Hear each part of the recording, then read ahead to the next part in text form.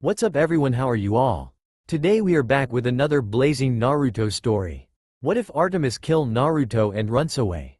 If you enjoy then please like, share and do comments. Tsunade leans back in her chair. She pinches the bridge of her nose as a headache is coming. Several hours ago Uchiha Sasuke went rogue and caused chaos.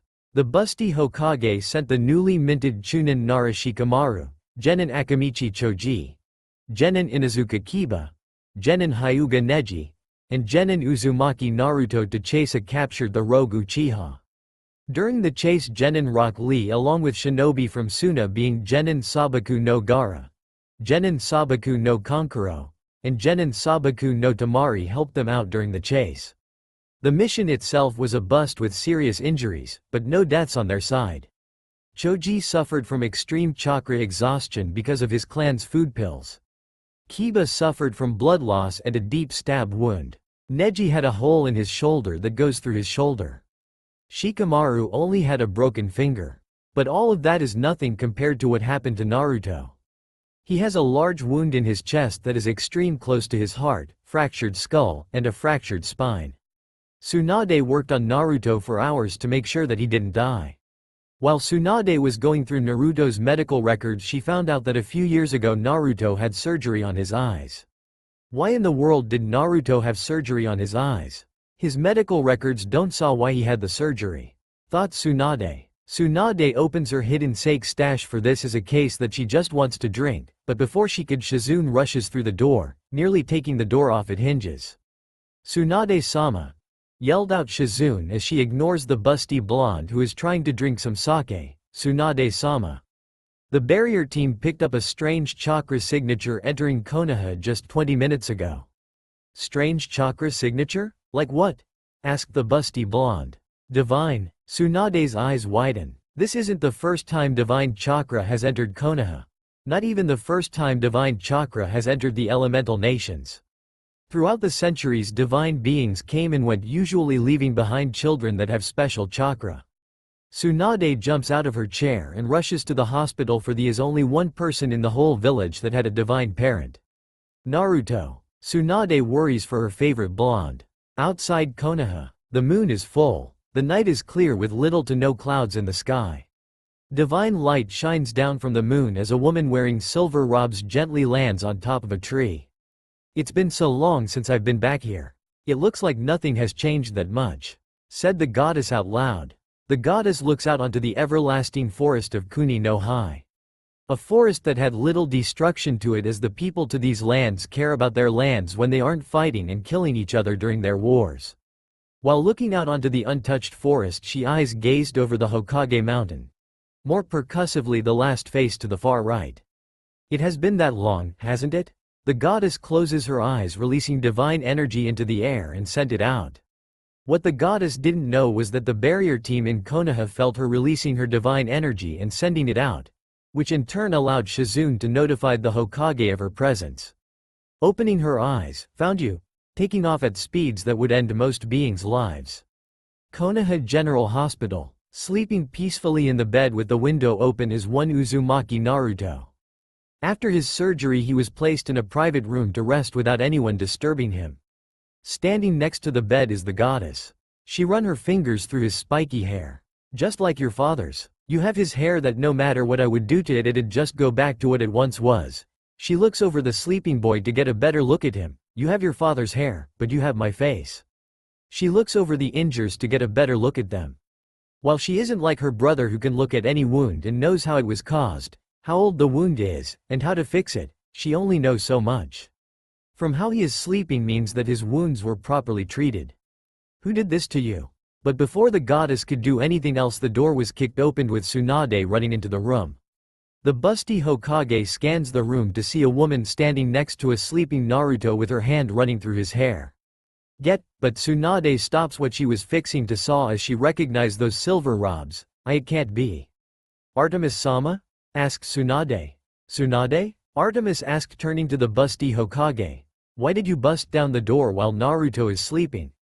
"Why are you here? I thought you were forbidden from ever returning?"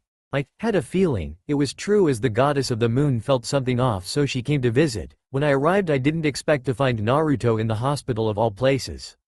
Why is he here? He went on a mission that didn't end well. I had to ask, what do you plan to do? Artemis turned to the sleeping boy. I don't fully know. It feels as though the fates wanted me to come here. Tell me this mission that caused these injuries. Naruto's teammate went rogue and I'd sent a retrieval team after him, but they fought against John and Shinobi that caused most of the team injuries that put them in the hospital. So the enemy did this? No, that was Naruto's teammate, Uchiha Sasuke. Naruto was the only one that managed to catch up to him. They fought and those injuries are the result of the fight.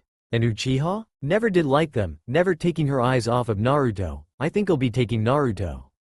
Tsunade's eyes widen. Taking him? Shouted the blonde-haired woman. What do you mean by taking him? The rules say you can't take him.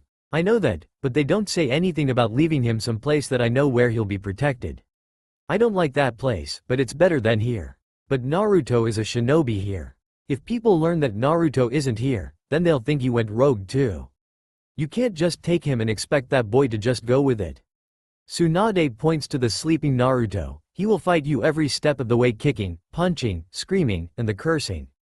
The little brat will make your life a living hell if it is the last thing he does.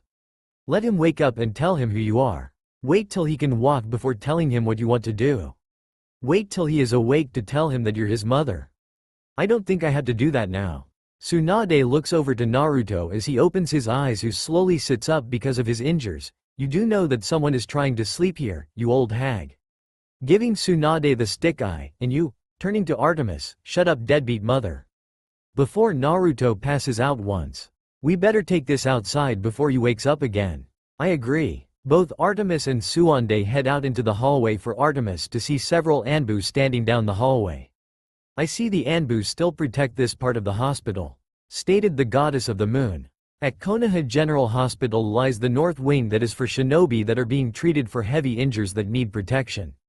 Yes, they do their job. Artemis-sama, why do you want to take Naruto away from here? Sighing before leaning against the wall with her arms crossed, over the last few years I have been taking in more and more hunters that need a place to live. Taking them in, I see them as my daughters, but they aren't my real daughters that I gave birth to. I think over time I wanted to see Naruto more and more. So I want to take him and be able to visit if I can. Yes, but what about the law? I know divine beings can't see their children. I can work around the stupid law. The law can't be broken, but that doesn't mean it can be bent. Other gods and goddesses have visited their children through their dreams and used other means to make sure that they're taken care of, explained Artemis. Fine, but, Tsunade holds up her hand, you have to talk to Naruto in the morning when he wakes up. Like I said earlier, he'll fight you all the way and won't respect you. Though the little brat is disrespectful to everyone he meets. He once told a princess to shut the fuck up because she kept saying her life was hard. Talk to him and try to make him go with you, that's all I ask from you. Sighing once more, very well. I'll wait for him to wake up. Artemis watches as the sun rises over the Hokage mountain. It has been several years since she'd last seen the sun rise over the famous landmark. The last time she'd seen it was when they were still building Minato's face on the side of the mountain. The more things change, the more they stay the same. Artemis looks over Konoha as it really hasn't changed that much. I wished the rest of the world was like this. Where nature was one with everyone. Artemis was brought out of her train of thought by the metal door of the roof opening up. Artemis-sama. Shizune is standing at the open door. Naruto-kun has wakened. Tsunade-sama is looking over his wound as we speak and wishes for you to be there. Yes, I think it is time for me to talk to my son after all these years. Artemis says wholeheartedly. Tsunade removes some of Naruto's bandages. Well, there is some good news and some bad news. What do you want to hear first? Asked the busty blonde. I don't think it really matters, answered Naruto. Alright, you are healing nicely, but you'll have to stay in the hospital for 3 days. Why do I have to wait for so long? I heal fast and you can heal anything. Naruto cried out. I know that, but I want to make sure that nothing is badly damaged. Your spine was fractured. You're lucky to be able to even walk as it is. Fine, mutters the blonde. That's when Artemis and Shizune came into the room. Artemis stares at her son. Yes, last night she got to see him, but she didn't get a really good look at him. Now that he's awake with his shining blue eyes, bright blonde hair, round face, and the birthmarks on his cheeks. So, deadbeat mom, what took you so long? Naruto remembers waking up last night with Tsunade and Artemis yelling at each other. Deadbeat mom? Artemis mutters. Don't think too much about it, Artemis-sama. Shizune panics as Naruto is blunt as always. Naruto doesn't respect everyone he meets. So, I'm listening. Naruto gets back their attention. Where have you been all these years? Is it true like the villagers said? That you didn't want me and left me behind? That you were some kind of whore? What? A dark aura surrounds the goddesses. Naruto. Tsunade shouted at the blonde. I want to hear it from your mouth. I want to hear if the rumors are true, or that there was more to it. Tell me, those cold eyes that Artemis seen in her hunters when they first joined the hunt stare into her eyes are a bit unnerving. I couldn't take care of you because of a stupid law. The dark aura disappears and the goddess looks out the window. You see, Naruto, I'm not a human. I'm a goddess. Naruto stares at the woman who is claiming to be his mother. Just say that she is a goddess. I'm having a hard time believing you.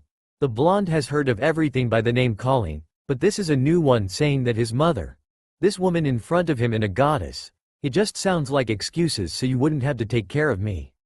But it's true. We gods can't take care of our children that we have.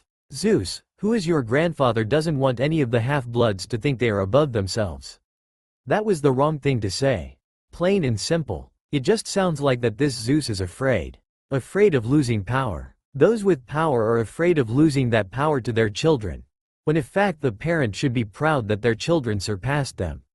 Those that are afraid are doomed to repeat history because they are laying the foundation for the next uprising, thought Naruto. If you are a goddess, then what are you a goddess to? I am the goddess of the moon, hunt, wild animals, wilderness, childbirth, virginity, and protector of young girls, bring in reliving disease in women. In my spare time I along with my hunters hunt and kill monsters that wish to do harm unto mortals and other half-bloods. Naruto continues to stare at his mother. The things that she said doesn't make sense with childbirth and virginity. How can that go hand to hand? It just doesn't make sense whatsoever. But from what he can tell is that she protect girls that can't protect themselves and make sure that mothers give birth without any problems. I want to know, why didn't you do the one thing that you needed to do the most? Artemis knew what her son truly said. Why didn't you protect your own baby? Looking down in shame that she failed as a mother. I had to follow the ancient laws because someone has to.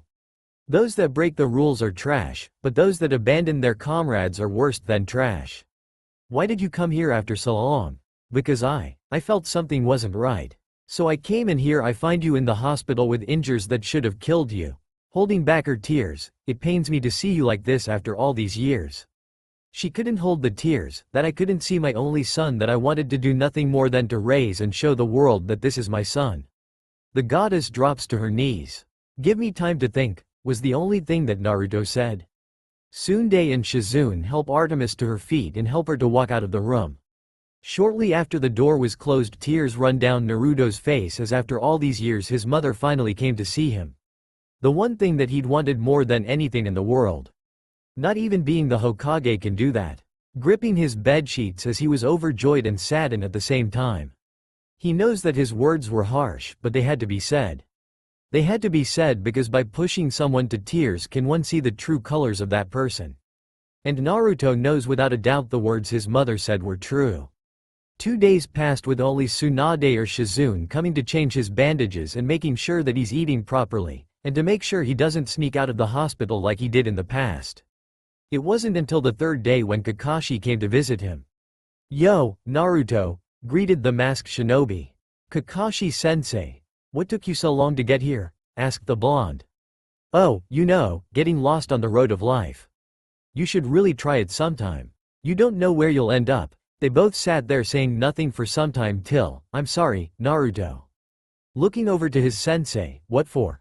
For teaching Sasuke the Chidori. I wanted to teach him that technique so he would use it to protect those that he'd cared for, not to use it on them.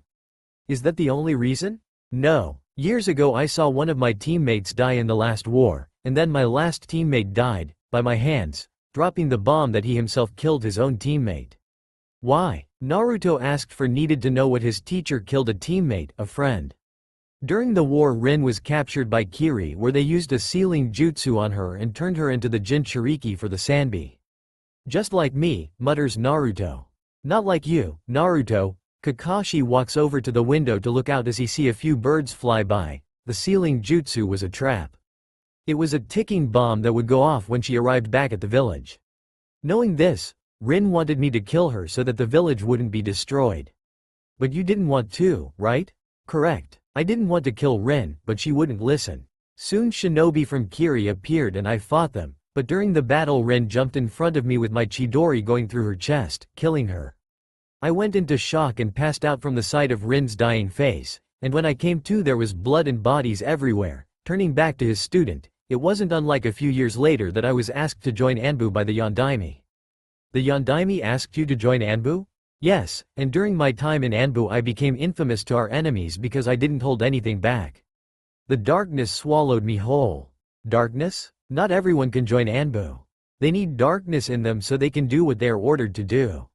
We do the things that aren't asked of the other shinobi. They both sat there for some time before Kakashi spoke once more. You know, during my time in Anbu I was to guard Artemis-sama while she was pregnant with you. You were? Looking up at his sensei. Yes. I watched her for 10 months. During those months I saw how she was nervous about being pregnant with you. It was funny watching her shopping for baby clothes, wondering if you would like them. She was so happy to know that you were going to be born and couldn't wait for you to be born.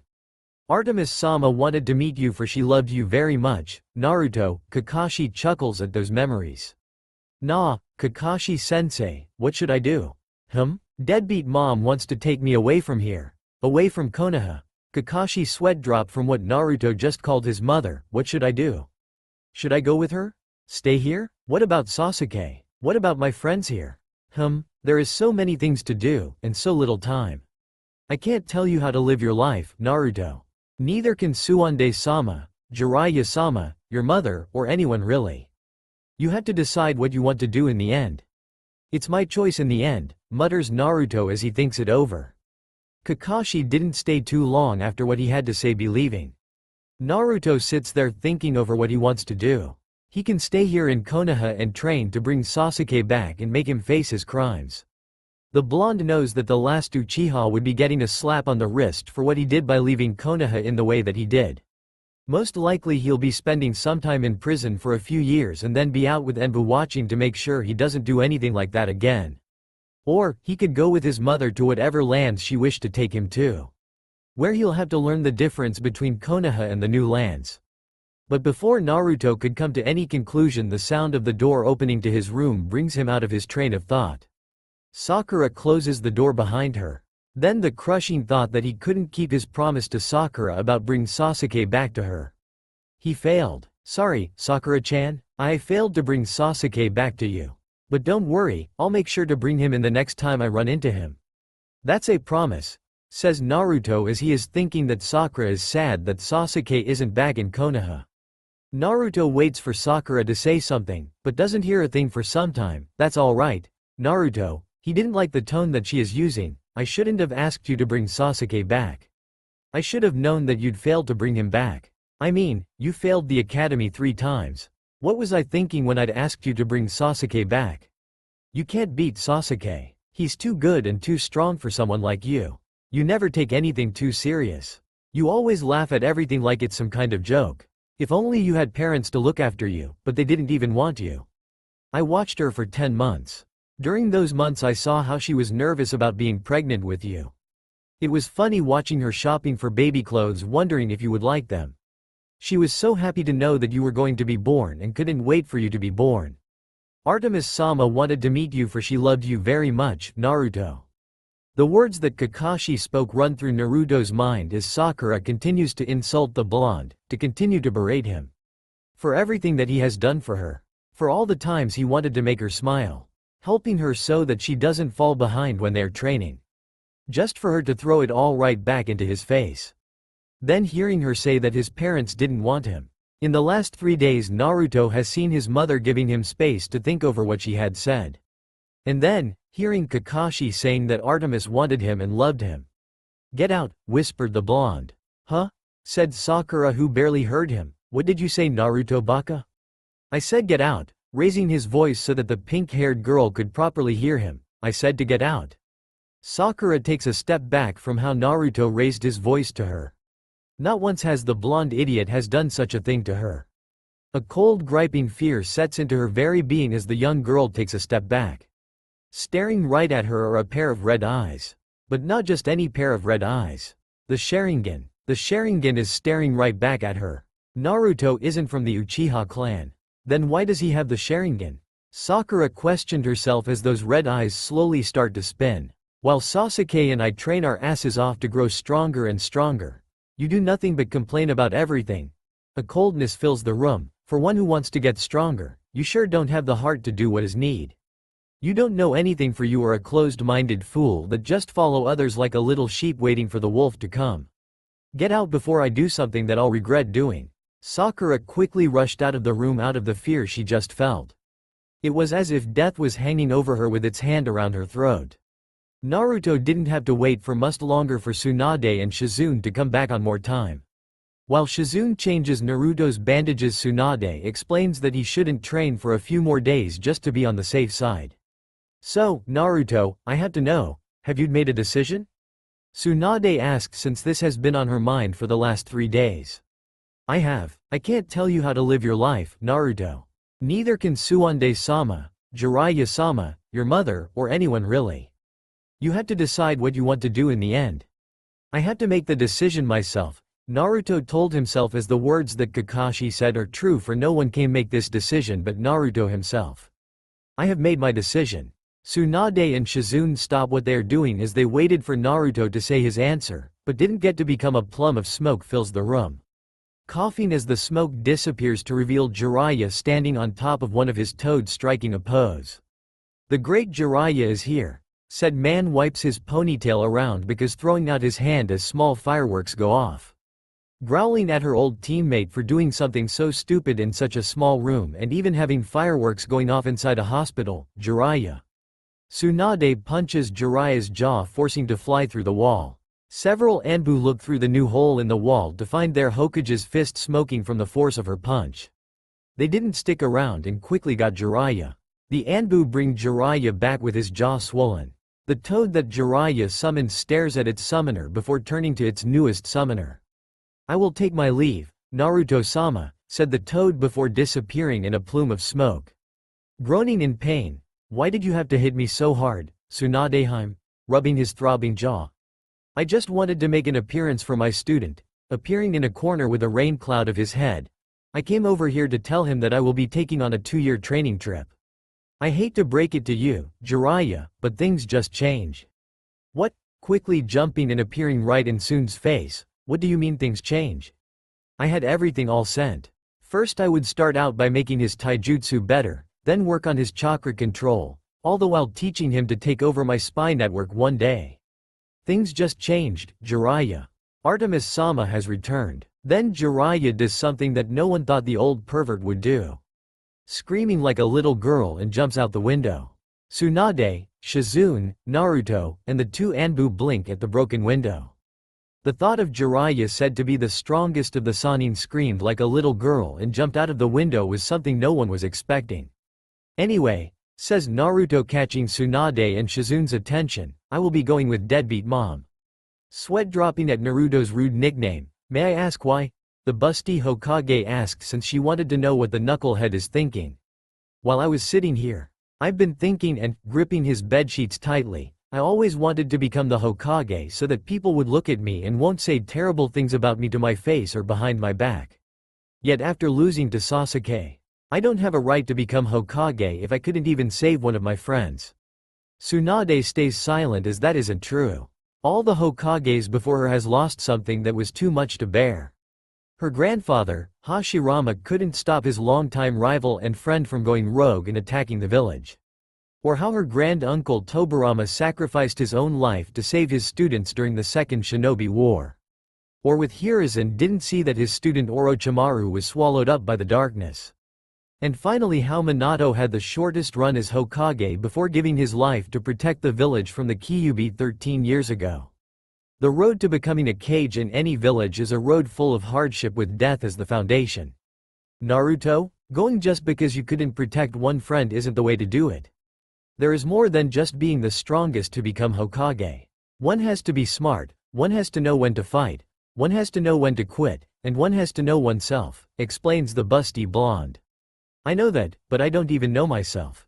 Naruto looks up to the woman who he saw as a grandmother. How can I grow when I don't even know if I'm doing the right thing? Because no one knows. If everyone had the right answer to everything, then the world would be a much better place. Tsunade walks over to Naruto and gives him a hug. Whatever you choose to do, I'll be there right behind you 100% of the way. Nodding his head, I have decided that I'll go with deadbeat mom and learn more around the world. Just like you said, the Hokage has to be smart, right? Naruto's infamous smile comes about. Then there is no better way than to travel and learn how the world truly is. Jumping out of the bed, I'll be the greatest Hokage because I would have traveled the world and saw many great things that made me great too. Shizune claps her hands as Naruto starts to jump up and down on the bed. Of course Tsunade is happy that Naruto has made up his mind. Yes, she is sad that her favorite blonde will be leaving. That doesn't mean he'll be leaving forever. Seeing enough of Naruto jumping on the bed hits him nowhere as hard as she did with Jiraiya to make him stop jumping on the bed. Why did you hit me?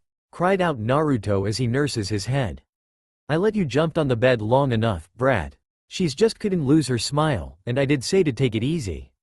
I'll have the paperwork written for you to be discharged from the hospital. I'll also have paperwork filled away saying that you can leave Konoha for a few years, that you're going on a training trip. Though you were going with Jiraiya because he wanted to teach you a few more things. That old perv probably just wanted to take Mai to a few whorehouses. Says the blonde while crossing his arms. That's a loaded question if I ever heard one. Anyway, start packing for your trip with your mother and have everything all set when you leave. Naruto's apartment. Standing in the middle of his apartment looking at everything with a bag sitting next to him. Shortly after coming home, Naruto started to pack what he may need and take what he is of value to him. There really isn't that much he has of value to take with him. The one thing that the blonde is worried about is his plants. Naruto has a few plants that he takes care of and he doesn't want to just leave them and they wither away.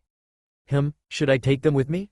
Naruto asks himself out loud. Why don't you just give them to someone you know who'll take care of them? Asked Jiraiya. Of course Naruto is taken by surprise by this as he jumped up towards the ceiling and used his chakra to stick to said ceiling, Ero Sanin. I really hate that nickname. Cried out the toad sage. Why are you here? Asked Naruto after he drops down from the ceiling. Here to take my money again? No, not this time. I hear that your mother is here and is planning to take you away. Jiraiya looks at his apprentice. Are you sure about this? Looking down at his own feet, I have too. There is so much that I need to learn and to grow stronger. Maybe I can learn something if I go with deadbeat mom. Naruto then looks up to Jiraiya. I've made my decision.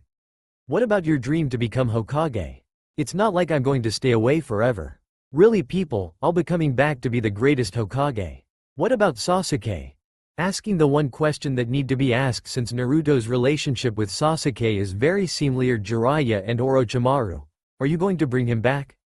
Naruto thinks long and hard on this as he still wants to keep his promise to Sakura only to make sure he can face his crimes. Yes, Sasuke has to come back to face his crimes for abandoning the village. That's all I'd wanted to hear.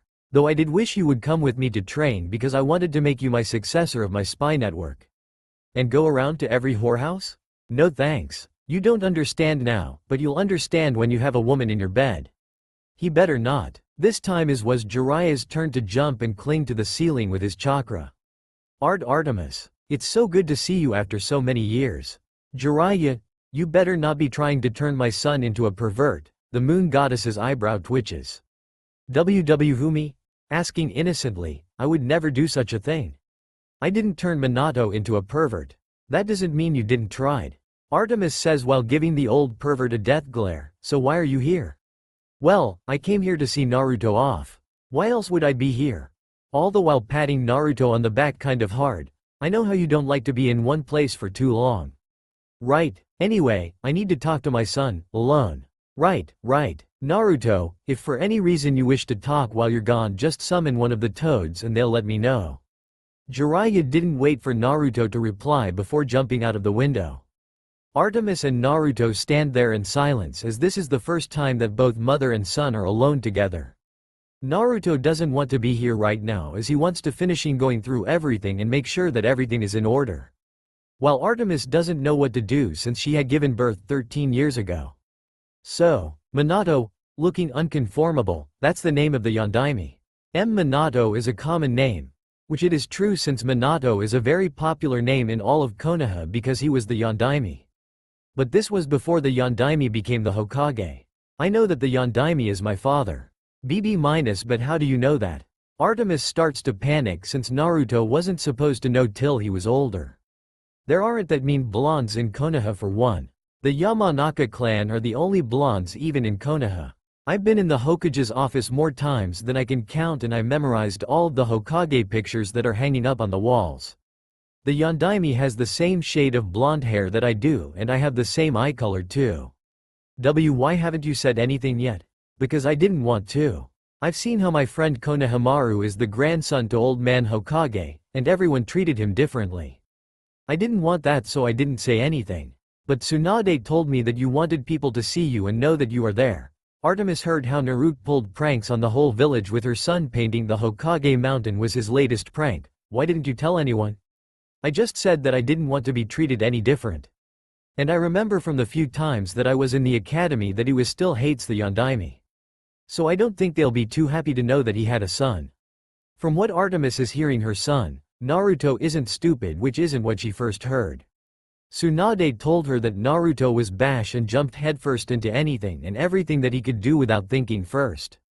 But from hearing Naruto knows when to keep quiet and knew to use his head when he was supposed to do. This shows her that her son is playing everyone and just don't want people know it. I guess fear can make people do some stupid things, and some pretty interesting things.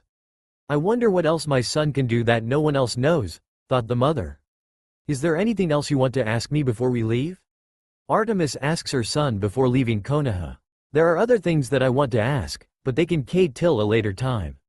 So when do we leave? Naruto asked. We leave whenever you are ready. Then I think I want to leave now. I don't want to say goodbye to everyone, not now. Alright, if that is your wish. Artemis takes hold of her son and teleports out of Naruto's apartment. Central City Park. Mother and son teleport in the middle of Central City Park in New York City with a flash of moonlight. Since Naruto has never traveled that fast before he bends over and pukes while little is in his stomach. Don't worry, it'll pass, says the moon goddess while rubbing his back. Mortals never really travel that fast so their stomachs can't handle speeds without training. Where are we? Looking around all the while gasping for air. This is Central City Park in New York City. This is where you'll be staying for the time being till the summer begins. Why can't I be with you? Asking the million-dollar question. I can't stay with you because of the ancient laws. Which are stupid. Cutting off his mother. The ancient laws. Giving Naruto a tone to not interrupt her again. The ancient laws make it so that gods can't raise their children. And I don't think my hunters will like to have a boy at the camp. I'll have you enrolled into school because you have to be in school while you are here. That was one thing Artemis looked into while she was waiting for Naruto to be released from the hospital. His grades went that well, in fact he barely passed and he cut class almost every single day. While she can't be there and make him go to school, she wants to make sure that he relearns what he didn't learn from the academy. Who knows, he might actually like school. Maybe he'll choose something better than being a shinobi as a career choice, thought the mother. Fat chance that I'll like school. You may make me go but I'll never like that hellhole, thought the blonde as if he knew what his mother was thinking. There was a few curveballs thrown their way. One being Naruto didn't know how to speak English. All the people in the elemental countries all spoke Japanese. Artemis knew how to speak and write Japanese because she lose a bet to Apollo and she had to learn it. Seeing as it would take too long for Naruto to learn to speak English, she cheated by using a coin that Athena made that allows anyone who swallows it to speak whatever language they wish. Writing said language will be more difficult, but with Naruto's stubbornest nature he won't quit till he mastered it. Artemis bought Naruto a studio apartment not too far away from a school that would be perfect for Naruto. By using money that came from nowhere. She told the manager that her son will be living here when school isn't being held and she'll be gone most of the time because of business. But school won't start up for a week since spring break is taking place. sitting and staring at the window of his apartment as the people walk on the sidewalk going about their business. The cars coming and going to who knows where. Seeing a car for the first time was something new and truly exciting. The technology here is so much more advanced. Yes, his old home had electricity and other things, but nothing compares to his new place. Finally growing tired from just sitting and doing nothing, Naruto leaves his apartment so that he could explore this new city. Walking through the busy sidewalk, passing by people that live in this city that are going to work, leaving from work, from people visiting friends and family, to those that are on vacation. Everything seemed to be perfect, but the blonde knew otherwise, that this is just the surface, as there are things waiting and watching just under the surface. Things that these people couldn't believe existed. That's when Naruto stopped walking to looking by popping his neck. For the past few minutes someone or something has been following him.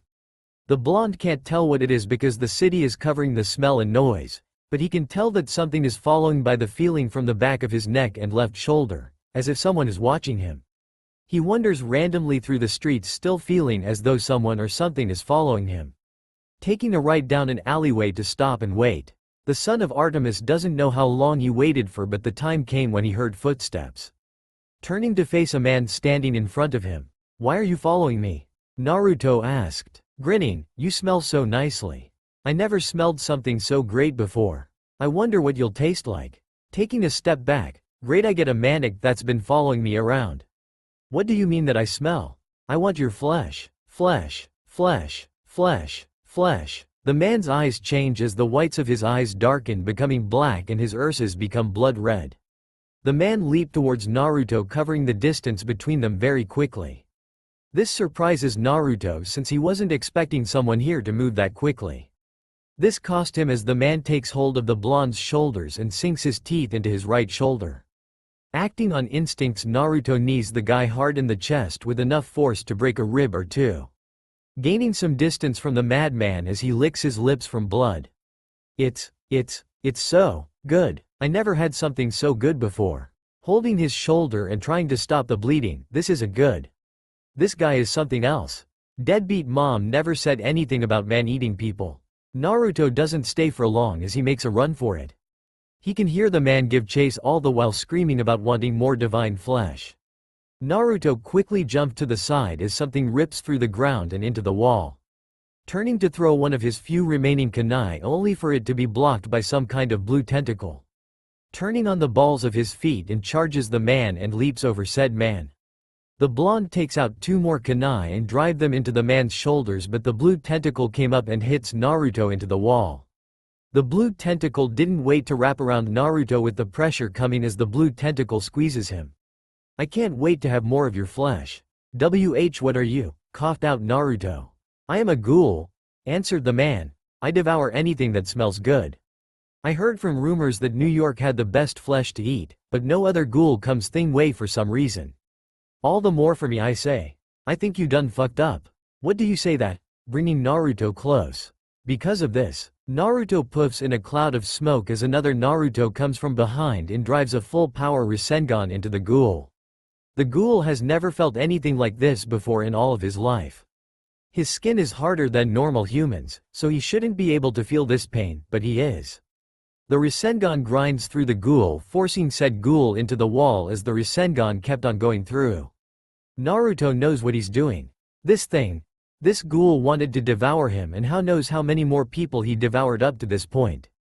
Naruto knows what his Rasengan can do if he doesn't hold back, which he does all the time, but this time it is different. Different as this monster can't be allowed to live anymore. Once his hand has gone all the way through the ghoul, who is dead now, lets the monster fall to the ground. Staring down at his kill compels the blonde to take out one of his kunai. Kicking the ghoul over onto his front, kneels down to lift up the ghoul's shirt and lower the ghoul's pants to drive the blade into the ghoul's lower back where the tailbone is located. Cutting and curving through flesh and carefully taking out a glowing red sac. Blinking a few times as though he is waking to only find his hands covered in blood and is holding a glowing red sac. What the hell? Naruto doesn't know what happened. 1 minute he is standing over the dead ghoul, then the next he is holding a red glowing sac. Where did this come from? Why am I holding this thing? Panicking, Naruto leaps into the air and heads back to his apartment. Shortly after Naruto left the scene, the air become cold with a mist rolling through that covers the ground. Heavy hooves click and clap as a mighty black steed that is wearing thick and heavy white armor, with the rider wearing thick and heavy white armor that is shaped like bones. The helmet more so, with it looking like a skull. Eyeing glowing a pale purple with a breath visible from the cold air. So you have returned now, haven't you? Guts? Looking over at the dead ghoul. You even have the same hatred as you did from back then, looking up at the sky to see the sun has been dyed red as though blood will rain down from it. Will the god hand finally be killed after like they should have been all those millennium ago? Asked the rider to himself before fading as he came before. Yansei Academy. Spring break finished with Naruto never leaving his apartment after his run-in with the ghoul. He kept the red glowing sack and placed it in his fridge. Yansei Academy, in Naruto's words, a place that is for stupid rich kids that don't know any better. Things didn't go so well since some of the older kids decided to try and bully Naruto on his first day, which ended badly for them. Naruto, I have to ask. How come you beat the older kids up? A kid asks who has dark hair and green eyes. Because they should have known what they were getting themselves into when they bully other people. There are always stronger people out there. I just happened to be stronger than they were, making a face. What was your name again? Oh, Percy Jackson. I haven't been here for long. I don't think I will be here much longer anyway, says Percy. Why's that? Naruto asks while turning his head to the side. Because me and school doesn't get along well with each other. I never really liked school too. Smiling at the thought of a new friend, so let's be friend. Sure, replied Percy. Unknown location. So Hound was killed, says a voice in the darkness. Really now? Another voice came out of the darkness. So he bit more than he could eat? Where did he die at? New York City. What? You can hear the surprise in his voice. Why in the world did he go through? The Greeks at there. I know that, but he said he'd smelt something that he had to sink his teeth into. When he didn't return, I had Rabbit go out and find out why. Do you know what he found? Tell me, I want to know what could have killed him. He was found dead with a hole in his chest and his cocoon cut out. His cocoon was cut out? Did the doves do it? Or was it another ghoul that wants to become a Kakuja? I don't think it would have been the doves since they take the bodies. And I never heard of another ghoul that just ate a kegoon and left the rest of the body. I'll have Jason go and look into and find out what really happened, stepping out of the darkness to reveal a woman that is wrapped up in bandages while wearing a purple cloak with a hood over her head. For this is something that I have been waiting for. A single eye changes with the white dyeing black and a crimson red taking the place of the eye color. Aogiri tree is going to be moving now. Alright class, settle down now, says Mr. Brunner as he wheels out from behind his desk. What can you tell me about the Battle of Thermopylae? The movie 300? Someone says out loud and the rest of the class laugh. There is more to it than what the movie showed, since he did show the movie to his class in hope they would understand what the battle truly meant. Xerxes, the god king of the Persian Empire, wanted to conquer all of Greece. Everyone in his class turns back to look at Naruto, who answered. That is correct, Mr. Uzumaki. Why was this battle so important to the rest of Greece? It gave enough time for the forces of Greece to band together and win against the largest known army that this world had even seen, answering once again. But there was just more than just Spartans at the Battle of Thermopylae, as Leonidas had most of his forces leave, only leaving behind 300 Spartans, 700 Thespians, and 400 Thebans to fight to the bitter end. That is also correct, tell the class. This battle plays an important part as it only lasted for 3 days, but it gave Greece a chance to win and beat back the Persian Empire that wanted to expand their borders. Why were the Spartans the ones that history remember the most? Because they have hot bodies? Once again the class laugh. No, because they had their king with them. None of the other forces that came had their king with them. If a king doesn't fight on the battlefield with his men, then they will never truly follow him. Looking around at his students as most weren't paying any attention, what did the Persians do to Leonidas' body as the body? The head was cut off and placed on a spike while the body was crucified. Naruto answered once more so that he was paying attention in class for once. That is very good, Mr. Uzumaki. This showed that free men, willing to do anything for victory against the invaders, could accomplish, and the death at Thermopylae had turned Leonidas and the men under his command into martyrs. That boosted the morale of all Greek soldiers in the Second Persian invasion, but before Mr. Brunner could continue, the bell rings and all the students rush out of class. Naruto grabs his bag and heads for the door when Mr. Brunner called out to him. "Mr. Uzumaki. A minute of your time, if you will?" Naruto turns and heads over to the wheelchair-bound teacher. "What is it, Mr. Brunner? You've been paying attention in class for once. What changed?" asked out of curiously. "My deadbeat mom found out that I got into some fights and threatened to come down, and I think you can fill in the blanks. Wincing from when she called him yelling at him, so to make sure that she doesn't come and yell at me again, I'm making sure that I keep low to the ground." A mother's wrath can move any man. Mr. Brunner chuckles at the thought. It's nice for once that one of my students is learning something. Yeah, rubbing the back of his head, I've been just watching the History Channel when Greek history comes up, confessing to the truth about not actually reading the material. Chuckling once again, at least you're learning it. I had to ask, what would you done if you were fighting at the Battle of Thermopylae? I would have probably done the same thing that Leonidas had done. Though I wouldn't have wanted to sacrifice some of my troops. Never did like the thought of losing soldiers that could be sent home instead. But war isn't pretty, and there is death in war that claims not just the soldiers that are fighting. Innocent people that are caught or dragged into the fighting, as both soldiers on either side will kill them. Now why do you say that? The teacher asks while turning his head to the side, since he wasn't expecting an answer like that. You hear stories about the losing armies turning to become bandits. Those bandits now have training and equipment to hurt the very people that they've swear to protect. I see. Well, I took enough of your time. Head to your next class, Mr. Uzumaki. Farewelling his student off. Mr. Brunner strokes his beard as he watches Naruto leaves his classroom. Mr. Brunner, or Chiron, was called here when Grover Underwood, one of his satyrs, called him up when there were two powerful scents, not one here at Yancey Academy. It had been a long time since he was called out to see the demigod in question in many years. When Chiron arrived, he could smell the two powerful scents and knew that either one or both of them are children of the Big Three. The first one being Percy Jackson, the most potent, as it smelled like the sea. This lead to believe that young Percy is the son of Poseidon. While thinking about this, he makes a face as if this were true, then it might be like Talia all over again. Then the mysterious other powerful scent was coming, Naruto Uzumaki. While not as potent as Percy, it was still strong, none the least. From the way Chiron watched young Naruto, he knew things weren't right, as he asked where did the old Latin teacher went when everyone looked at him strangely. With his blonde hair and blue eyes, the old trainer thought that Naruto is the son of Zeus or Apollo. But the way he does things doesn't match up with how he acts. Yes, while getting into fights and showing anger is a trait runs in both of said gods.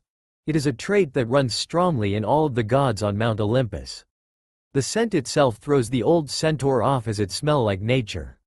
There are few gods that deal with nature. This is going to be a headache, I just know it will be. Chiron thought to himself. Naruto rushes to his next class and to meet up with his friends. The blonde has been at Yancey Academy for 2 months now, since spring break ended. He can say he hates this place and wishes to burn it to the ground and just watch it. The students are a bunch of rich kids that just want mommy and daddy to pay for everything. They will have a hard time in the world when their parents won't pay for everything when they get older. During his time here, he kind of got pissed at Artemis for ditching him. She wanted to take him away from Konoha, but drops him off in New York City and say go to school till the summer starts up. That was it. His right eye twitches as he plans to get revenge for doing this to him. That is a promise of a lifetime. While Artemis wanted to spend time with her son, she knew couldn't stay forever long. She was pushing her time when he took him from Konoha, as it were. The goddess of the moon explained everything that she could before leaving to returning to the hunt. This kind of hurt Naruto, as he wanted to spend more time with her and learn more about his mother. But the blonde knows that life isn't fair and knows that he'll get another chance when the time comes. During the first few weeks at Yancey Academy, the blonde gotten into a few fights because he was the new kid, which ended badly for those that started it. Other fights where other kids were being bullied. The school somehow gotten a hold of Artemis and told her that her son gotten into a few fights with them, saying he was the one that started said fight. She wasn't too happy to learn that Naruto was fighting at school. Long story short, the blonde is trying to do everything in his power to not get into fights while he is still going to Yancey, but he makes no promises about that really. Rushing and catching to his friends. What did Mr. Brunner wanted to talk to you about, Naruto? Percy asked. Percy Jackson was one of the first people that the blonde talked to when he first arrived at Yancey. Percy was strange as he looked at everything strangely as his ADHD acted up a lot. There was nothing wrong about that as it made him unique, strange but unique. He wanted to ask me what I would have done if I was Leonidas at the Battle of Thermopylae. Naruto answered back to his friend.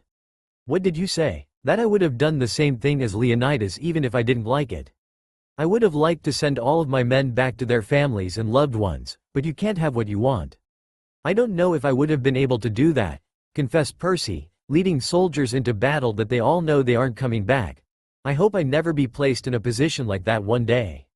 I don't think Percy would be very good at being a leader, Grover chimed in. Grover Underwood is another friend of Naruto that he met shortly after joining Yancey. Grover was being picked on because he uses crutches to get around because his legs are strong enough to properly use, which Naruto ended because the blonde doesn't like bullies. Though when it comes to lunch the boy can somehow clear the cafeteria like it was nothing. That's mean, Grover. I thought you would be on my side, cried out Percy. I have to agree with Grover on this. I think I would turncoat if that were to happen. Naruto quickly joins in on making fun of Percy. This is how the three friends would spend their days together as friends should. None of them knew how everything was going to change, for the better or for the worst. But none of that matter right now as they head for their next class, with it being math. Metropolitan Museum of Art. The bus arrives at the Metropolitan Museum of Art for the field trip that Yancey Academy had planned for this class. Though the school wished to say that they were the ones that thought it up, but in fact it was Mr. Brunner that thought it up and brought it up to the principal, saying that this could give the students a great chance for them to learn while also seeing what they are learning about. Another teacher came with them since the school thought one teacher couldn't control a whole class during a field trip. The math teacher Mrs. Dodds came along. She joined Yancey Academy around the same time Mr. Brunner joined. And just like him the older math teacher went and left and she was hired as a replacement like the very next day. Alright class, says Mr. Brunner grabbing all of their attention. I want all of you to look at the statues and other artworks. Pick which artwork you wish to report on. Meet back up in the front by 11 for the main tour that I have planned out for us. So what should we do? Percy asked his two friends. I don't know, Grover stated while scratching the side of his head. Why don't we all split up and pick something for our reports? That sounds like a good idea. The blonde liking that idea since it'll give him some time to look around. Why don't we meet up in front of the Athena statue before the whole class returns? That sounds like a plan. His green-eyed friend agreed with. Naruto walks around the museum looking at the different artworks and statues that they have on display. The blonde came to a stop to look at the three virgins. Athena the goddess of wisdom being on the right, Hestia the goddess of the hearth being in the middle, and Artemis the goddess of the moon being on the left. Ah, Mr. Uzumaki, I see you've found the three virgins, Mr. Brunner says while wheeling up next to the blonde. How did you do that? I didn't sense him at all, screams the blonde inside his head. I never did understand why they all took an oath to remain virgins, Mr. Brunner. While I can understand why Hestia took the oath since all of Olympus was going to go to war for her hand in marriage. That is understandable, Mr. Uzumaki. Just like you said, Hestia took the oath to protect Olympus and to make sure that war didn't break out. Athena took the oath because how she was born. Do you remember how she was born from the History Channel, Of course. Naruto shouldn't be proud of that. Zeus ate Meitei because it was said that while they knew she would give birth to a girl, she was also to give birth to a boy that would one day take over Zeus' position. Days later Zeus had a headache and he had his son, Hephaestus, hit him on the head with the very same hammer that Meitei used to make Athena's helmet and robe, mind you. And Athena came out fully matured wearing clothing and armor. She took up her mother's position. Very good, Mr. Uzumaki. You may not read the material, but by watching the History Channel you learned what you needed. Mr. Brunner really didn't mind as long he learns what he's supposed to. And finally Artemis took her oath because she helped her mother, Leto, give to her brother Apollo. She saw how long it took her to give birth so she too took the oath. Mr. Brunner, I have a question?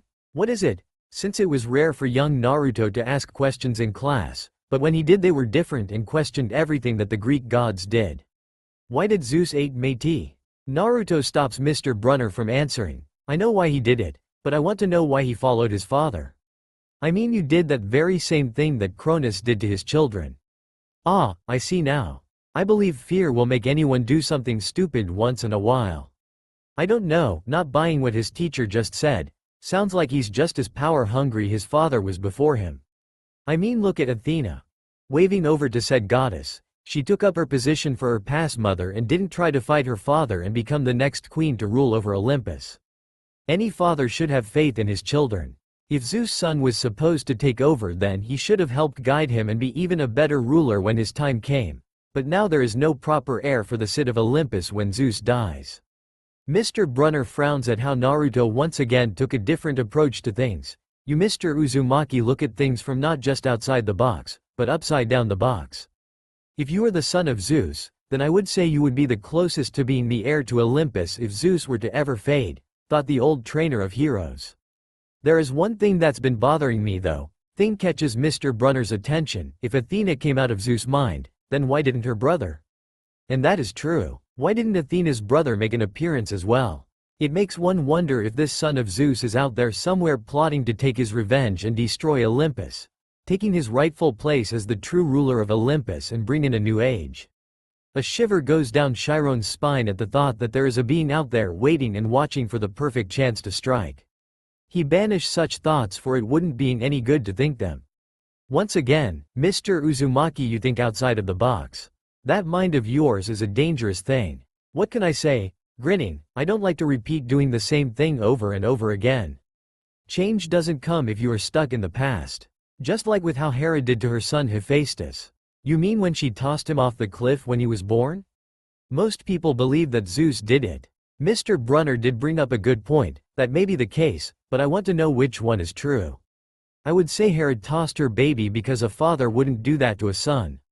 Truly Mr. Uzumaki, you have a very dangerous mind, chuckles the teacher. Percy walks through the many statues looking at them. While he was doing this, the ancient Greek letters move around and become readable. He blinks a few times before walking over to the Perseus that is holding the head of Medusa. Perseus? Percy read the name out loud. Ah, Mr. Jackson, it's good to see you, greeted Mr. Brunner, who came over after his talk to Naruto. I see that you found the Perseus with the head of Medusa. It looked cool. Percy didn't buy it himself. Perseus was the greatest Greek hero before Heracles came. He beheaded the Gorgon Medusa for Polydectes and saved Andromeda from the sea monster Cetus. Didn't he also ride her Pegasus? Asked Percy, since a flying horse would have been cool to ride her on. Chuckling at the thought of his old friend, yes, Pegasus let him ride her the mighty steed. Do you remember how he died? No. Sighing as one student used the History Channel to learning while the other didn't even bother to learn what he's supposed to learn. Perseus became the king of Mycenae, where he had a long and prosperous reign, though he went to war with Argos and was slain by Megapenthus. So no happy ending from him? The dark-hair boy asked meekly. I'm afraid not, as most Greek heroes die in battle. I hope you take this with you, as happy endings are hard to come by, but are worth it in the end. Percy watches Mr. Brunner leaves while thinking over what he said about the Greek hero he was named after. He wonders if he can have a happy ending down the road. 11 rolled around with the class gathering back in the front of the museum. Mr. Brunner leads them throughout the museum that is housing main Greek statues and other Greek artwork, showing the famous statues of Greek heroes and gods and goddesses, along with a story with each of them, as though the teacher was when it happened. They came across one piece of artwork with Cronus being cut up by his sons Zeus, Hades, and Poseidon. Now class, tell me, why did Cronus swallow his children? He asked his class with no one answering. Mr. Jackson? Everyone turned their head to watch as Percy just stands there not really knowing the answer. He was afraid? Afraid of what? Wanting to see if the boy knows. He was afraid of his children? But why? Seeing that Percy doesn't know, he turns to Naruto. Why don't we have our History Channel watcher? Because he was told that one of his children would overthrow him and take all the power he had. So he swallowed his children to prevent that. Hera, who had enough of seeing her children of being swallowed, used a stone as replacement for her youngest son, Zeus, to fool Cronus so that her son would have a chance at life. Very good, Mr. Uzumaki. Credit to you. At least someone is learning something, though I wish it was in class, but none the least he is learning something. Mr. Jackson, can you tell me what Cronus was? A god? Mr. Brunner gives Percy a look. I mean a titan. A titan. He was a titan. Credit to you. Mr. Jackson, but please try to learn this. Mr. Brunner, why do we have to learn this? Nancy Bobofit asked. I don't see why we have to learn this. Ah, that is a good question. Can anyone tell me why you should be learning this? He looks at all of his students, seeing as no one wants to answer. Greek myths still play a big part to this day. Many people who like myths always make some reference. There are still plenty of ruins that are still being uncovered, many old artworks that need to be restored, and it never hurts to learn from the past, and it may help you down the road. Naruto tilted his head to the side as though Mr. Brunner was saying that last part as if it'll help in more ways than one. Even since Mr. Brunner came to the school, the blonde has been watching as if he casted a genjutsu on the whole school. The old Latin teacher just up and move without saying a word, and a new hold takes his place the very next day. Even Naruto, who sucks at genjutsu, saw through it. The blonde even noticed that Percy noticed it as well, but didn't say a thing about it. What are you hiding, Mr. Brunner? The blonde thought to himself. The tour didn't last much longer, with lunch taking place outside in front of the water fountain. Grover, Percy, and Naruto all ate together and talked about why they are going to do their reports on. Grover said he was going to do a report on Pan, the god of the wilds. Percy said he was going to do a report on Heracles, since the dark-haired boy said that the Greek hero is his favorite. And Naruto said that he was going to do a report on Hephaestus. Grover asked him why, and Naruto replied back by saying that he was thrown out of Olympus because of the way he looked, but came back and tricked his mother and became a god to free his mother. Naruto. Nancy walked over to them. Why are you hanging out with these losers? Everyone in class knew that Nancy had a crush on the blonde, all save the said blonde. They're my friends. Why shouldn't I be hanging out with them? Clearly not getting why she was asking. Well, she started to play with her ponytail. You could hang out with me? Sorry Nancy, but I want to hang out with my friends. I'm sure you would want to hang out with your friends too? Alright, she runs off back to her friends. That was strange. Naruto looks over to his two buddies. What brought that about? No one is that dense, mutters Grover. I'm just happy that he doesn't see it, mutters Percy. She would likely be hanging out with us. And I don't really like Bobofit. I know what you mean. Just the other day she glued my crutches to the floor. So that's why you were late to class? Percy asked, since Grover was never late for his class. I thought you had to go to the bathroom? I lied to the teacher because I didn't want people to know. Why did you tell me, or Naruto? Percy really wanted to know why his best friend didn't tell him. We would have helped you. I didn't want to bother you too. Naruto is probably going to be expelled if he gets into one more fight. I'm not coming back next year. This caused the both of them to jump and screamed like little girls. The school is letting me stay till the school year ends, then I'm out. Don't do that. Grover shouted at the blonde. How do you keep doing that? I have no idea what you mean, giving them both a creepy smile. But Grover, why didn't you tell us like Percy said? We would have helped you. Yeah, friends help friends. I can always prank her. Naruto gives both boys a creepy smile. Yes, the greatest prank that will scar her for life. I sometimes worry about Naruto, whispers Percy. I know what you, Grover whispers back. It's only a matter of time before he kills someone. While this was going on, Nancy throws bits of her sandwich at Grover, getting the pieces stuck in his hair. Percy frowns at this and looks over to see Mr. Brunner reading a book and Mrs. Dodds not even paying attention to no one. Growling at this since no one is doing a thing. What anyone didn't see was a bit of water come out of the fountain and pulls the girl into the water. Everyone laughs at Nancy when she fell in. Mrs. Dodds. Percy pushed me into the fountain. Cried out the girl. Mrs. Dodds walked over and grabs Percy by the arm. Come with me, Mr. Jackson. I'm going to have a talk with you. Naruto watches as Mrs. Dodds drags Percy away, all the while Percy was saying that he didn't push Nancy into the fountain. Something didn't seem right. Naruto was standing next to Percy when Nancy fell into the fountain. He couldn't have pushed her into the fountain since she was too far away, but somehow she thought the boy pushed her in. Then the math teacher came over and took the boy away when she could have done something right then and there. Something isn't right, and I aim to find out why, thought the blonde. The first thing that Naruto noticed was that the museum was empty. The only time the museum would be empty is at night. Walking slowly and making sure that nothing comes up behind him since the hairs on the back of his neck are standing up. Naruto stops as he felt something staring at him. Growling can echoes through the empty hallways with the sound of heavy footsteps, as if something big and heavy is coming towards him. The blonde didn't have to wait for long as a large dog came out of the shadows.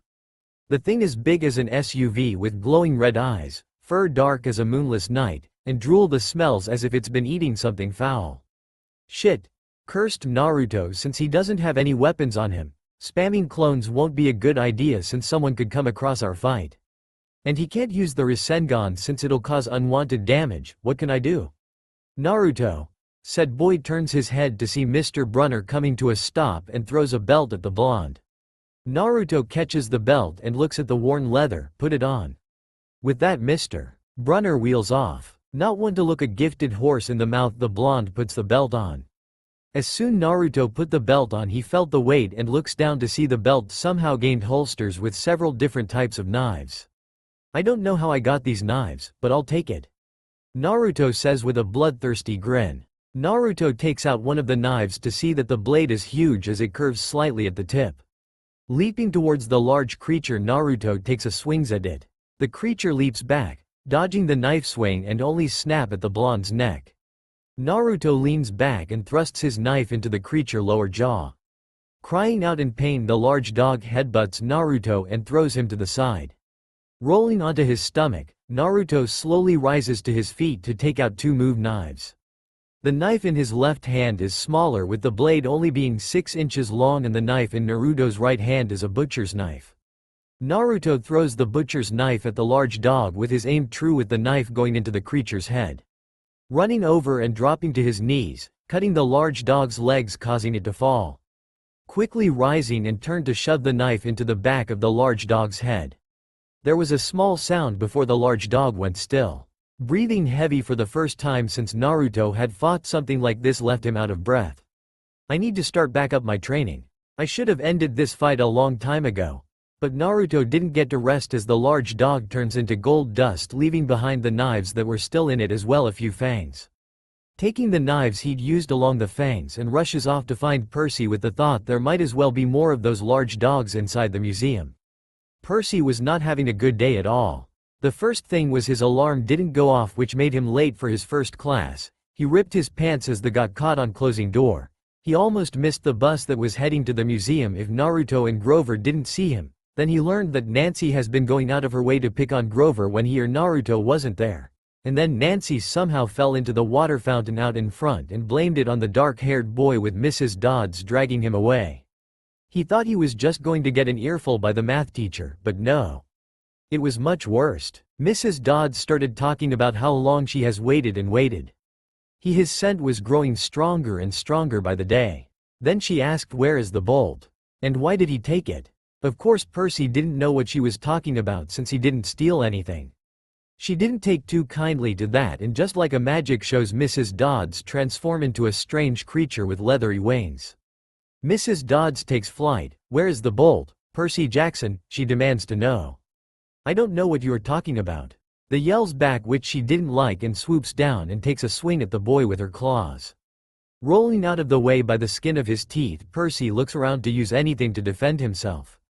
Percy, said boy, looks over to see Mr. Brunner coming to a stop and throws a pen. Who catches it? Use it. Percy looks at the pen and hates his life, as if a pen can do anything. Pull the cap off. Doing what Mr. Brunner said, Percy pulls the cap off and the pen transforms into a sword. He wasn't expecting for the pen to turn into a sword. The weight felt right in his hands for some reason. Mrs. Dodds swoops down once again, and this time around Percy blocks the claw coming down to rip his face off. Mrs. Dodds didn't like that a godling blocked her claw strike. She hates godlings as they think they are better than them just because they come from gods. Mrs. Dodds takes another swipe at Percy, but this time Percy swings his sword just at the right time, cutting a nasty gash into Mrs. Dodds' stomach. Crying out in pain, the math teacher flies up, bleeding out golden blood. Know this, Percy Jackson? The bolt will be found and I shall feast of your flesh. And with that, Mrs. Dodds flies through the window, leaving the stunned student behind. Rolling up to Percy, well, Mr. Jackson, I think I'll have my lucky pen back, taking the sword which turned back into a pen, and Mr. Uzumaki, I'll be taking back my old belt back, who just came running into the room. Mr. Brunner takes the belt from Naruto before leaving both boys behind. The Latin teacher did say that they would be leaving in a few minutes, so they should get going. What just happened? Asked Percy. I don't know, replied the blonde, but I want to know what the hell just happened. Mrs. Dodds was a monster that attacked me. You? Some large dog attacked me. Mr. Brunner gave me a belt that had different type of knives on it that I used to kill the dog. You? Mr. Brunner gave me a pen that transformed into a sword that I used to fend off Mrs. Dodds before she ran away. Didn't I eat something bad? Percy asked since he did eat some bad tacos the other day. I don't think so. Naruto himself was unsure on what is happening. Yansei Academy. A few weeks passed since the field trip to the Metropolitan Museum of Art, and since then there has been a new math teacher because Mrs. Dodds never existed. Percy kept on saying that there was a math teacher by the name of Mrs. Dodds, but no one would believe him. It was strange as Naruto was the only one that knew who Mrs. Dodds was. But was strange was when Naruto tried to bring this up with Mr. Brunner, who gave him that belt and the pen to Percy, didn't say a thing and acted like nothing happened. This is giving me a headache. Groaning and rubs the side of his head. It's like a genjutsu has been casted on the whole school as though Mrs. Dodds never came here. What is going on? Is this something related to deadbeat mom? The bell rings. All right, class. I want you to study for the upcoming test because that will make most of your grade. Says Mr. Brunner to the whole class. A moment of your time, Mr. Jackson? Percy stays behind. What is it, Mr. Brunner? It is about your grades, started the Latin teacher, as you know your grades aren't the best. I know that. Percy doesn't like that his grades aren't good, but there is really nothing he can do anything about that. I try me hardest, Mr. Brunner. I know that, but I think it would be better if you don't come back to Yansei next year. The boy didn't like that. I mean, there are other things you can do. Why don't you spend the summer and think about what you want to do? I'll think about it, Mr. Brunner. Percy didn't wait for Mr. Brunner and he rushes out of the classroom. Percy really did try to make good grades, but he just couldn't understand what some of the words spelled out or said. It was strange because when he was at the Metropolitan Museum of Art he could make out what the ancient Greek words spelled out, read them just fine. Percy already knows that he wasn't going to come back since his grades were terrible. He just didn't want to bother his mom since she works so hard to put him through school. Percy throws his book across the room. I just don't understand this stuff. What are you having difficulty with? Grover asked since he was there studying. I'm having a difficult time with Chiron and Karen. One is the trainer of heroes and the other is the ferryman to the underworld, says Naruto as he is drawing one a piece of paper. One has an I and the other has an O, you just have to remember which one though. That's very helpful, Naruto. It's just one letter, Percy. I mean, how hard is it to remember one letter that makes a difference? Grover asks since he has the best grade for Latin. It's not asking what's the difference between the nymphs and what their names are. Grover closed his book and ends for the door. I have to go the bathroom. Be back in a bit. After waiting for a few minutes, Percy looks over to Naruto. Hey, Naruto, said boy looks over. Let's go and see if Mr. Brunner is still in the classroom and see if he can help us. Sure, why not? Both of them leave and walk down the hallway. The hallways look and feel different from the time during the day. It feels as if something is there watching them. They reached their classroom when they hear Grover and Mr. Brunner talking from inside the classroom. The summer solstice is coming up and the bolt hasn't been found. They can hear Grover's voice from the other side of the door. I know that, Grover, this time it was Mr. Brunner's voice. It's only a matter of time now. What about Percy and Naruto? They will learn when the time comes. But they remember Mrs. Dodds. They can hear that Grover is having a hard time keeping his voice. Naruto is already looking for signs as if he's tracking for prey. I notice. Only time will tell and I'm afraid that time will be here soon. Naruto put his hand on Percy's shoulder, which he jumped and drops his book that he was carrying. They didn't stay and quickly run back to their room. What was that? Mr. Brunner opens the door to see no one there but a book. Grover, head back and we'll talk more about this later. Grover head back to his room to find both Naruto and Percy studying. Nothing happens for the rest of the night, but both boys looked at each other and nod. The Latin test came and went. Naruto had some difficulty as Mr. Brunner decided to make some last-minute changes that they didn't cover so that the blonde wouldn't have an easy time. Percy didn't do so well as he couldn't make out half of the words half of the time before the bell rang. Oh, groans out Percy, I know I didn't pass. Lucky you. Naruto makes a face. Mr. Brunner had stuff in the test that we didn't cover so I didn't know it. Oh, well, it isn't like I'm coming back next year. Naruto, I don't think you should be happy about that. Grover says, "What would your mom say?" "She knew how I am with school." "No she didn't, I say suck it." "Naruto, you're too happy for your own good sometimes." Percy agrees with Grover that Naruto shouldn't be happy about coming back for the next school year. But then again, Percy isn't coming back for the next school year. "Hey, what are you guys going to do during the summer break?" "I'm working at a camp that I've been going to for years now." Grover quickly says, "Why don't you guys try and come this summer?" "Can't." Naruto brings up his hands and put them behind his head. "Deadbeat mom wants me to go to some camp upstate." "How many camps are upstate?" "Too many." Their cripple friend says since he truly doesn't know. "What about you, Percy?" "I don't know. Mom wants to head to the cabin that we go to every year." Percy stops in front of the many buses that are out in front of the school. "Well, this is it for me." "The same for me," said Grover since he is riding the same bus with Percy. "I hope to see you guys after the summer ends." "One can only hope since I'll be going to a different school next year." "See ya around, Percy." Grover. Naruto gets on his bus while waving to his two friends with them doing the same thing. Naruto arrived back at his apartment when the blonde stepped through the front door and throws his bag across the room. Smiling at the thought of returning to that hellhole. Naruto knows he shouldn't be thinking about that, but he was never one for school. So, Naruto starts out to say, "I am to upstate where I'll find Camp Half-Blood where I'll learn more able Greek history." He looks around. "What do I need to take while I am there?" The blonde looks around before he starts to take out clothes and a bag to put them inside said bag. He stops to look at the glowing blue sack. When Naruto killed that ghoul, he doesn't know why but for some strange reason he cut that sack out.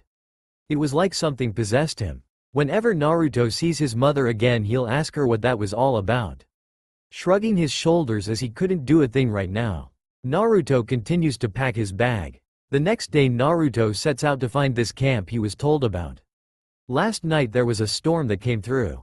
It was strange because the Weather Channel said it was just a cloudy night with no showers, but it rained like the world was going to end. The blonde leaves his apartment building and heads for Grand Central Station. While on the train it makes a stop at Boston, Massachusetts, which at the blonde thinking with him getting off the train. It isn't like he has a deadline or anything. It's not like there would be some kind of quest that he could have gone on and saved the world. Nope, nothing of that sort. Time to get loose of the road of life. Naruto walks around Boston, looks at the sights. He can tell the differences between New York City and Boston. The buildings in Boston look like they are older and made sure are taken care of so they last longer. It must because Boston is one of the oldest city in America and the important history that follows it. He walks around when he hears the familiar sound of fighting. The blonde rushes off to find where the fighting is taking place. He comes across a tall, burly young woman with pale blue eyes, and snow-blonde hair braided down her shoulders. She is wielding a massive hammer and is swinging it around like it is nothing. But that wasn't what really drew in Naruto's attention. It was what she was fighting. It was none other than a ghoul. This ghoul had its tentacle out and was using it like a sword. Naruto takes a step forward, but stops. The last time he fought one of these ghouls none of his kunai could cut through its skin. It took him using chakra to cut through the ghoul's skin, and even that his kunai was ruined. But none of that matters at the moment as the ghoul hits the young woman hard enough in which her hammer flies out of her hands. Naruto leaped forward and takes the ghoul's tentacle to his stomach. Fuck, shouted out Naruto as this pain really wasn't nothing like when Sasuke fisted him. That thought didn't sound right in my head. The ghoul wasn't expecting someone to willing throw themselves onto his cocoon, but he wasn't about to look at a gifted horse in the mouth. That was his downfall as the young woman grabs hold of her hammer and bashes the ghoul's head in. With the ghoul now dead, the young woman runs over to the bleeding out Naruto. "Why did you jump in that attack?" she asks with an accent that sounds old. "Coughing up blood, not the first time I've been fisted." He groans out in pain with the young woman's cheeks burning red at what Naruto said. "I just need to heal and I'll be good as new." "Are you mad?" Being a smartass, Naruto showed that he was a little. "You'll bleed out before you heal. By your actions alone you'll be welcome at Hotel Valhalla." That sounds like it's Norse. Shit, deadbeat mom would be pissed if I were to die and go to someplace that's not Fields of Elysium. Fields of Elysium? Cal, you dig through my bag? Inside is a bag of food that deadbeat mom said I should eat if my wounds are a little too bad. I think this calls for it. The young woman does as Naruto asks. She takes his bag and digs through it and finds a Ziploc bag full of what looks like to be brownies. Brownies? How are brownies going to heal that wound? Do you want to see a magic trick? Naruto takes the Ziploc bag and eats one of the brownies. The young woman watches as the hole in Naruto's stomach closes up right before her eyes. "Wow, what was that?" she asks, since the young woman has seen many things over the years that can heal injuries and wounds, but nothing like of which can close a gaping hole. "That was just a little pick-me-up." Naruto tries to sit up, but even without the wound there he'll still feel pain from the phantom pains of it. Can you help me up?" The young woman lifts up Naruto like he is nothing. Now that the blonde is standing next to the tall woman, he can tell just how short he is to her. Frowning as once again he is short. "My name is Naruto Uzumaki, and as you can tell I'm not normal." "What's your name?" "My name is Gunilla, daughter of Thor, and the captain of the Valkyries." Gunilla greets Naruto like the captain of the Valkyries should. "Where are you from?" Naruto tries to think of something but can't come up with anything really. "Greek?" When Gunilla heard Greek she groans out loud. This was something she didn't want to hear because this could cause some problems if it is handled poorly. The last time the Norse and Greeks had anything to do with each other was during World War II. While most of the Norse didn't fight in the war, that doesn't mean the Valkyries sat still. The choosers of the dead visited many of the battlefields to take the fallen soldiers that fought the hardest back to Valhalla. It was during this that several of those that died during those many battles were Greek demigods. It didn't even very pretty. "Have you been claimed?" the captain of the Valkyries asked. "Claimed? What's that? So you haven't been claimed? That's good. If a Valkyrie wanted to take a demigod from a different pantheon, then they couldn't be claimed by their godly parent. Do you want to become an Einherjar of Valhalla of the Norse?" Einherjar? What's that? Einherjar are great heroes who have died with bravery on earth, soldiers in Odin's eternal army. They train in Valhalla for Ragnarok, when the bravest of them will join Odin against Loki and the Jotnar at the end of the world. Gunilla explains what an Einherjar is and does. Naruto just stands that wide eye and mouth gaping open. He was just asked to die. He doesn't want to die. Naruto wants to have a family one day. He can't have a family if he's dead. "I can't do that. I want to live," Naruto yells out at the top of his lungs.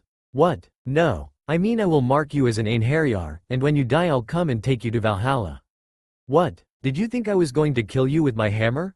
As a show of strength Gunilla lifts her hammer up to have it rest on her shoulder. Hearing the Valkyrie say she wouldn't kill him calms the blonde down.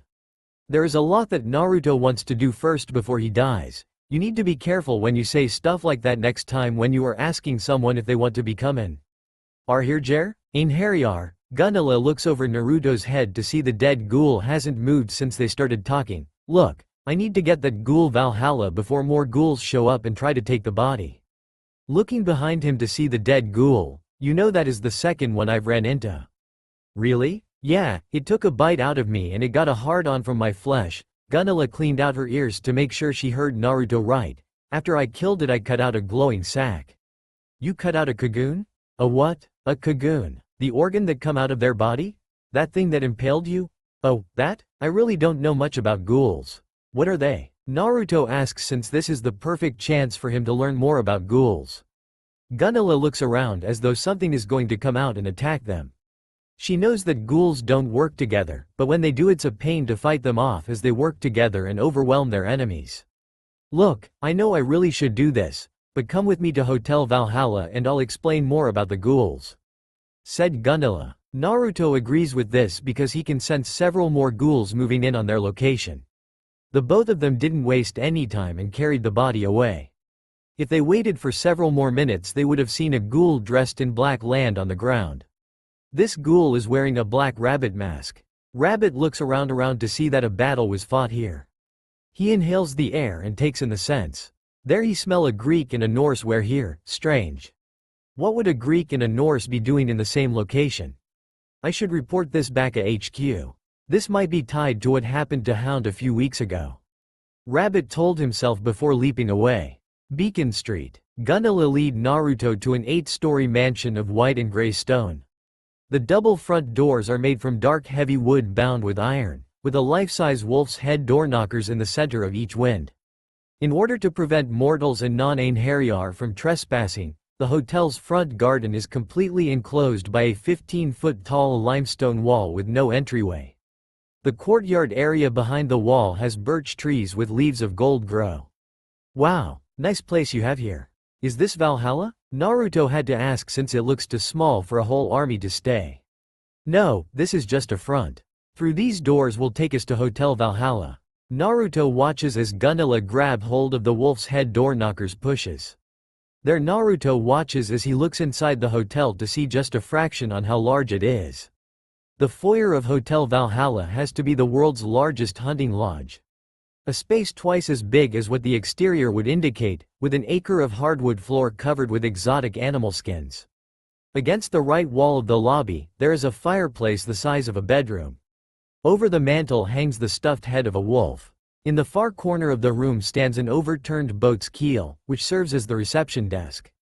Columns supporting the ceiling are made from rough-hewn tree trunks, and the ceiling itself is lined with spears for rafters.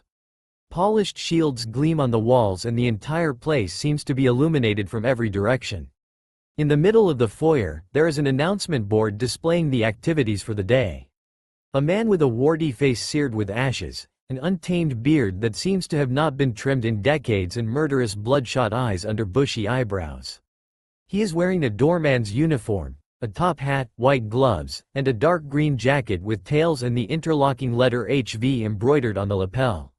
The burly man possesses a double-bladed axe that hangs at his side and smells like turpentine and burning meat. Hunting, the captain of the Valkyries greets the doorman. Thane Gunilla, Hunting greets Gunilla in return. I see that you've brought an Einherjar to join Hotel Valhalla. Slightly frowning, not this one. He helped me with killing a ghoul. This causes Hunting to make a sour face when he heard ghoul. I want you to take the ghoul's body so we can study it and make bone steel weapons out of it. Very well. Hunting takes the dead ghoul's body and disappears with it. That's Hunting, the doorman and bellhop for Hotel Valhalla. He's been here since 749 CE. I have no idea how far back that is. But this place seems cool. Was that the only staff member? No, we need to see Helgi, he's the manager of the hotel. Gunilla said before they head over towards the reception desk. Standing at the reception desk is a man with a large beard that would take hours to cut, and his hair is like a buzzard that exploded on a windshield. He is dressed in a forest green pinstriped suit. Thane Gunilla, Helgi greets the captain of the Valkyries. Did you bring a new Einherjar? No, not this time. This is Naruto Uzumaki and he helped me in killing a ghoul. Ah, I see. Then I thank you for help Thane Gunilla with killing the ghoul. Those things have been giving us problems for some time now. What are ghouls? I fought two so far and I don't have any clues on what they really are. This is something that shouldn't be talked out in the open, said Helgi. Come in the back for this is. Gunilla, come along since you've been dealing with the ghouls as well. They head behind a pair of doors. Inside the room looks like a hut with a hearth burning in the middle as the smell of meat cooking fills the room. Helgi sits next to the hearth and waves over for Naruto and Gunilla to sit on the other side. Ghouls? Helgi strokes his beard as he thinks over his words. Ghouls have been around for so long no one really remembers when they first appeared. Though Lord Odin believes they came from the south. But the south are the Egyptians, Gunilla says, for she knows that the Egyptians don't have any cannibals in their pantheon. Was it the magicians? Naruto has no idea who the Egyptians are, or the magicians. That is something else he'll just have to learn about when he gets the chance. What are the ghouls? They eat flesh, have tough skin, that strange thing that is used as a weapon. Well, ghouls are beings that one could call demigods. They are power if given enough time. You see, ghouls have been giving not just the Norse problems, but all pantheons. Though the Greeks don't have any problems from them. So the ghouls will just attack anyone? No, they mostly go after mortals because they're easy prey. The stronger ones will go after not just demigods, but gods if they are powerful enough. Strong enough to challenge gods? I don't believe there are many that get that strong, correct? You'd be correct about that. Only a handful of ghouls have ever become that powerful. The only thing that can pierce a ghoul's skin is magical metals that the different pantheons use. Like celestial bronze, imperial gold, Stygian iron, moonlight silver, bone steel, meteoric iron, and adamantine.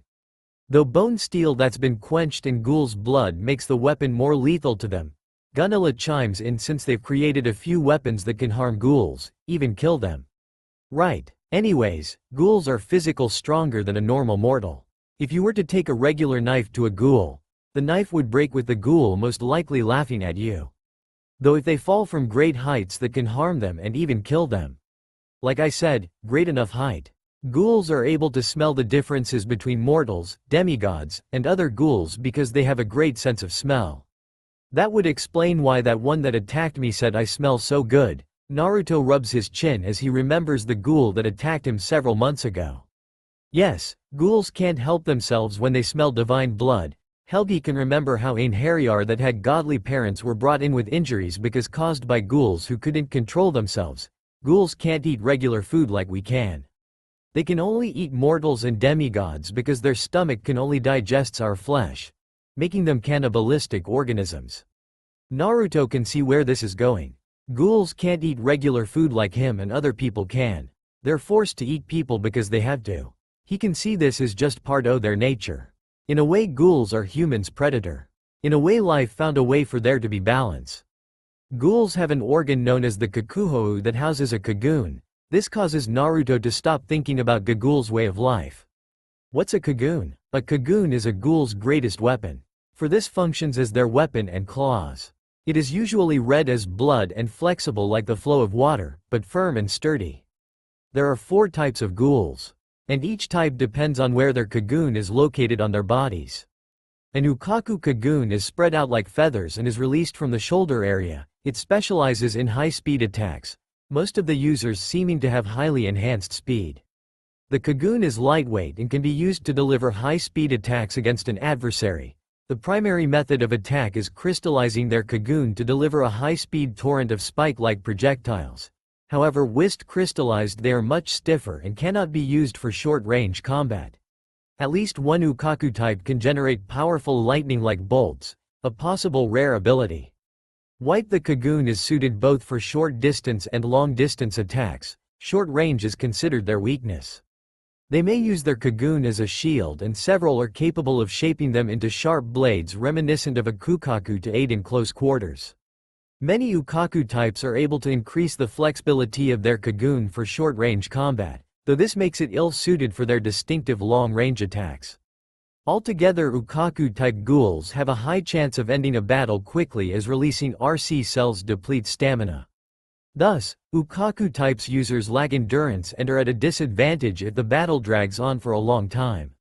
Ukaku-type users can use their speed and mobility to shoot down Bakaku-type users from afar.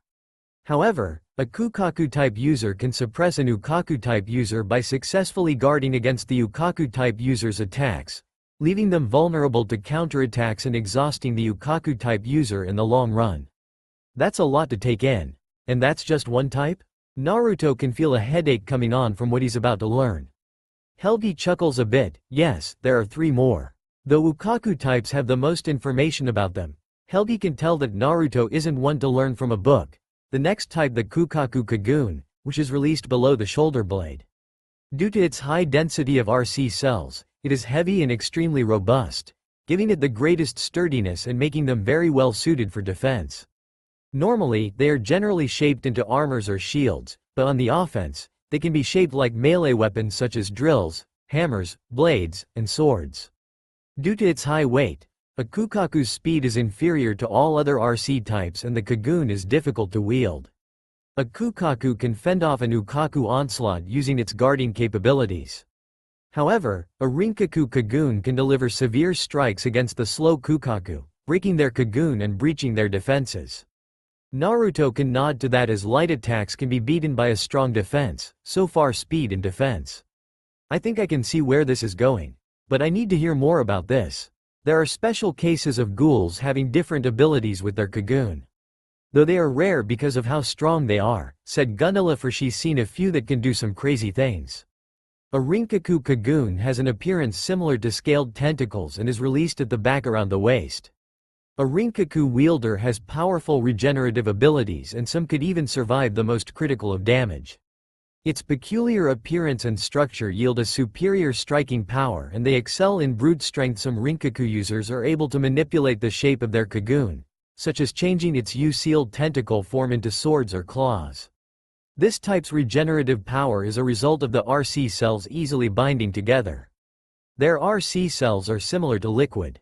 However, this means that the binding force among the RC cells are weak, therefore making the cocoon very soft and easy to break.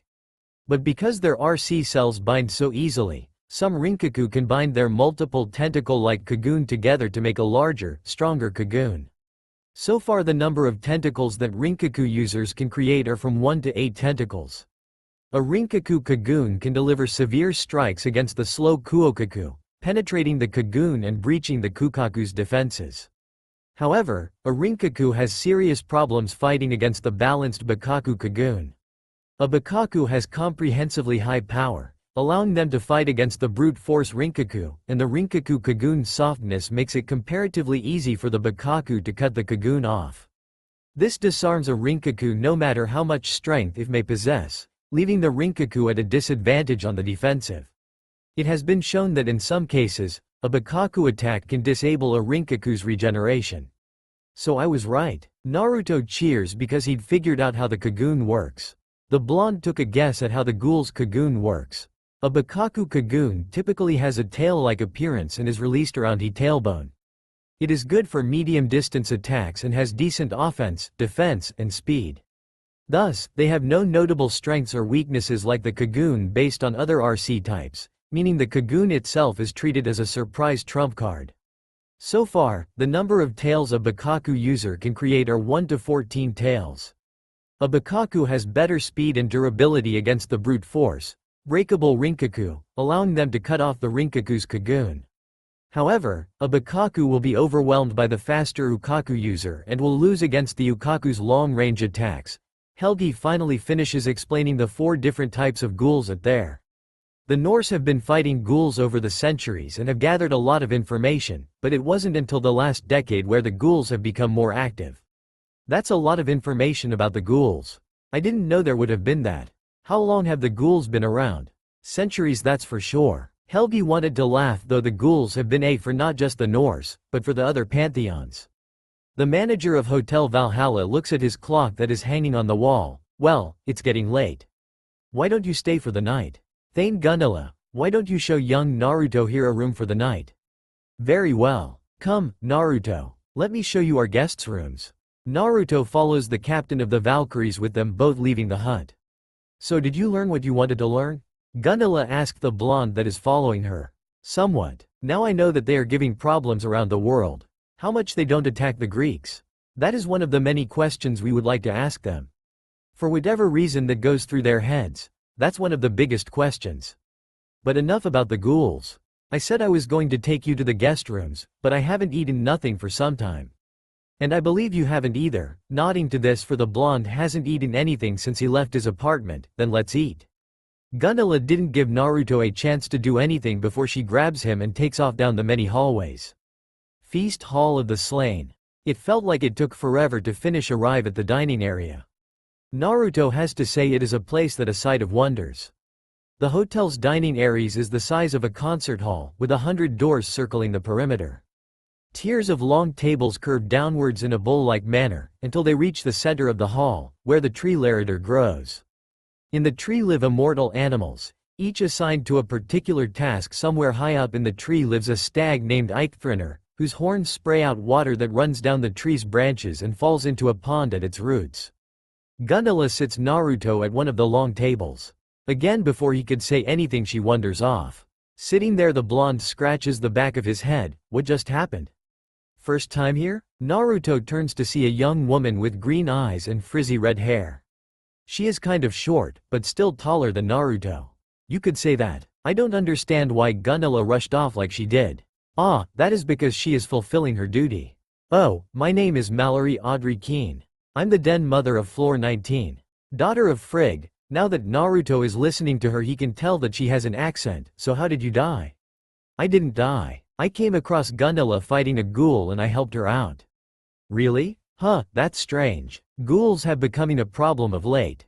You have no idea. And what do you mean Gunilla is just fulfilling her duty? Gunilla is a Valkyrie and it is her job to bring you a meal. While you not be an Einherjar, it is still an honor serve someone who is brought to Valhalla, even if they're still alive. I like being alive, thank you very much.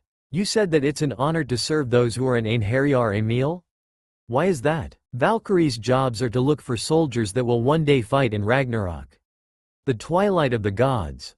Doomsday. Götterdämmerung. It is the end of the world basically. But I don't think you want to hear that. Wait, I told you my name, why haven't you told me yours? Oh, my name is Naruto Uzumaki. I'm Greek? Strange. Greeks and Norse usually don't get along. A grin comes across Mallory's face. No. She wouldn't have. Did Gunilla have a good time with you? Good time. At first Naruto didn't get what Mallory was taking about, but after a bit he understood what the Irish woman was talking about. No. You have a dirty mind, don't you? I died around the 70s. Talk about all the free love. Mallory didn't get to say any more because Gunilla came back with a plate full of steaming food and a pint of mead. She places both items in front of Naruto. Eat up. If you were an Einherjar then it would have been your favorite food, but since you're still alive I went with the next best thing, a feast. And that's what it is. What Naruto was thinking he was going to get was a small meal and then go straight to bed, but no, what he was given was a feast. Several different types of meat. Beef for sure, pork, and what he thinks is sheep. Different vegetables that's been hot cooked from the steam coming off of them. And the blonde can smell the honey and the mead. While Naruto would have preferred ramen over most food, he is not one to turn away free food. The blonde digs into the meat, which was pork that has been slowed cooked for most likely 2 days, just falls apart. Reaching over and drinks the mead with the honey adding to the flavor of the pork was heaven. This is so good. Shouting out in excitement for this is some of the best food the blonde had in a long time. The last time Naruto had anything this good was when he was in Haru ni Kuni. Koyuki's cooks were really good. I take it you like the food? Gunilla really didn't need to ask since she'd seen countless Einherjar say the same thing when they taste the food of Valhalla. That's what to come of those that become Einherjar, fight, train, and die all day long to feast that very night with the best food one could ask for. You have no idea. While I never had something like this before, I can tell the spices are from my home. That's what it should taste like, spoke up Mallory. All the food here looks like something from Germany, but have the spices that came from our homes. It's to show while we are Norse our roots are what make us. That makes sense to Naruto. It makes the Einherjar think of home while they have a good meal. And nothing tastes better than thinking about home while eat something that reminds you of home. Eating that meal one parent would make to cheer themselves up after a long and hard day. Any gods of the hearth would love to do that for anyone that worship. After eating, Naruto was led through once more throughout Hotel Valhalla. All the different hallways leading to training rooms, places to relax, and rooms to rest for the night. While Naruto isn't an Einherjar, he won't have a normal room like they get.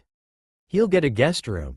Over the centuries, Hotel Valhalla would let guests stay for some time before leaving and using what they learned from either the Einherjar or Valkyries before their death and are fully welcomed to Hotel Valhalla. Well, this is your room, Naruto. The daughter of Thor waves over to one of the guest rooms that's on the first floor. I hoped you had a great time eating. Oh, that is an understatement for sure. The food was great. This place is awesome. If this is what the afterlife is, I can totally see myself staying here. Hearing upon this, Gunilla perks up. If you say that, I can maybe have it, so if you were to ever die I can come and bring you here? Naruto thought about this. He heard of the Pure Lands back in the elemental countries. How it was either peaceful for those that lived their lives to the fullest, or painful for those that cause harm onto others. There was never talk about endless feasts or the warriors of the dead would face off and try to stop the end of the world. He's kind of torn between these two places. Let me think about it, Gunilla-chan. I want to make sure I think over it before I give my final answer about this. While this saddens the captain of the Valkyries, she can see where Naruto is coming from this. He's Greek that was just asked to come to a different afterlife from a different pantheon. I can understand that just fine. Well, I'll see you in the morning then. Gunilla says her farewells before leaving Naruto in front of the guest room. Naruto opens said door and walks inside. The room looks just like how apartment back in Konoha. He walks over to the window and opens it up. He can smell the forest from his place. It was just like home. While he never truly liked his apartment, it had been his home for years that it kind of grew on him. The blonde walks over to the bed and lays down. The same lumpy bed and the smell of ramen. It's just like home. The red sun set over a battlefield with hundreds, maybe thousands of dead bodies. So many dead bodies that the ground isn't visible because there is just so much death. A man is standing on top of the dead. This man is wearing all white in the middle of all the death. Long white hair, snow white skin, blue eyes that would make the sky and ocean jealousy of how beautiful they are. "Guts," called out the man, "aren't you going to get up?" "Yeah, I'm just resting." Some of the bodies move and a large man climbs and stands up. He has short black hair with a scar running across the bridge of his nose. Unlike the man in white, Guts is wearing all black. While the man in white is slender, Guts is tall and bulky muscles. "How could you fall asleep in such a place?" asked the man in white. "Easy, when you grow up on the battlefield." "What's our next move after this, Griffith?" Helgi stands up. He felt it. The man walks over in his hut and moves the bookcase to slide it over. When he slid it over, it reveals a hidden door. Opening the hidden door to go inside to a room filled full of weapons. But Helgi doesn't look at any of those weapons, for they don't matter. What does matter is the sword in the back. Though calling it a sword doesn't do it justice. The sword's so too thick and heavy to be even called that. It's more of a lump of iron. A massive sword that is too big to be called a sword, that weighs easily 600 pounds. This massive thing is known as the Dragon Slayer, for it was made to slay dragons because it is big enough and heavy enough to go through dragons' thick hide and scales. This Zweihander is 6 feet 6 inches long and 12 inches wide. But what makes this sword special is that it can kill anything on this plane of existence and the next. It bathed in the blood of over 1,000 demons, where it can even kill gods. That's where the Norse came up with their bone steel weapons, by bathing them in the blood of their enemies to make their weapons stronger. But none of that matters right now. What does matter is the red and purple aura surrounding said sword. Helgi has been working at Hotel Valhalla for centuries, and this sword has been here longer than he has. That right there says something. During all his time here, the sword never once did this. There have been those that have tried to wield such a beast of a sword to only fail and hurt themselves. It was like it the sword is calling out for its master. "Why are you acting up now?" Helgi asks out loud to no one really. The next morning came with Naruto already up and about. Gunilla was waiting for him at the door. "Good morning, Naruto," greeted the captain of the Valkyries. "Good morning to you too, Gunilla-chan. What are we doing today?" Naruto had to ask because he has a feeling that he won't be staying here for long. "Well, we'll have breakfast and then head over to Helgi to see if you should leave." It kinda saddens the Valkyrie, for she wishes for Naruto to stay a little longer. Maybe if he sees a little more of Hotel Valhalla, he'll want to stay. Feast Hall of the Slain. Naruto decided to stay for a few days. During those days he learned more about the Norse, and how they fight. Since the Einherjar don't have to fear death, since they already died fighting and with a weapon in their hand.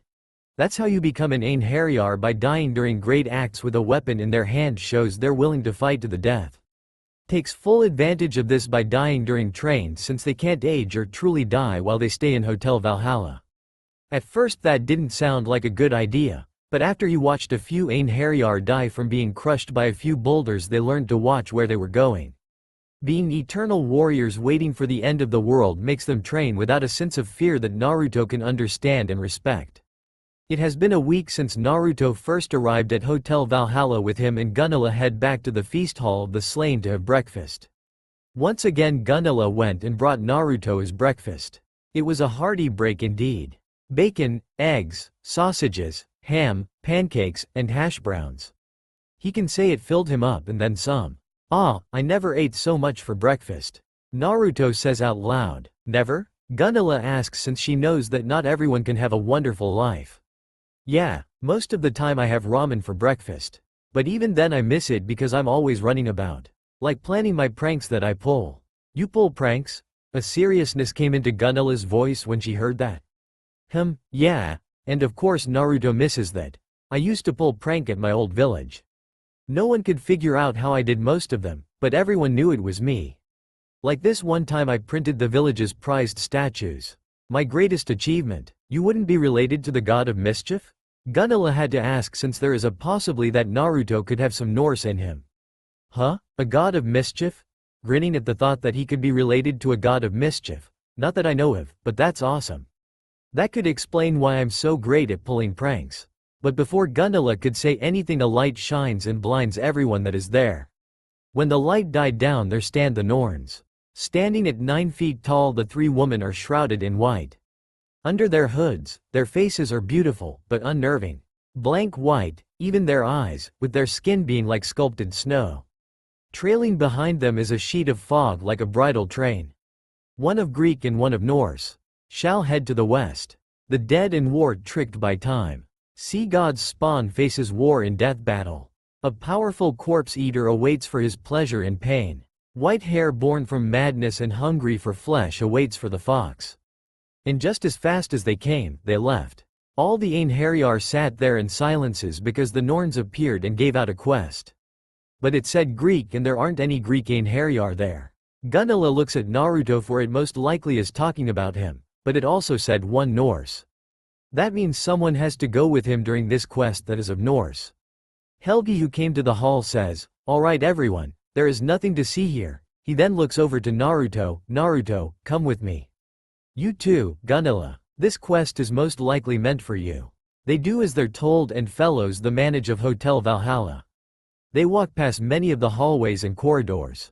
During their walk, so many things are running through Helgi's mind. This isn't just a chance that Naruto shows up and a quest is given out. It was as if fate wanted Naruto to come and take a quest. Though the manager of Hotel Valhalla has to wonder if Naruto went to the Greek camp, would he gone on a quest there as well? Thinking about all this is giving the old warrior a headache. Fate works in ways to either give people what they want, or fuck them over without any lube. They come to the armory. Most of the Einherjar and Valkyries carry their own weapons and don't have to worry about them. Though we do have a few that like to be a little rough. "Naruto, can I see your weapons?" Seeing no harm in this, Naruto takes out his kunai and shuriken. He looks at the weapons. While they would be good in fights against mortals, they won't be going up against the like of mortals. You need weapons that will harm monsters and all the creatures that you'll be facing against in this quest. Helgi walks over and picks up a dagger. He looks at it before walking over to the blonde. "Here, take this." Naruto takes the dagger. The blade looks like it was made out of bone with a red tint to it. "What is this?"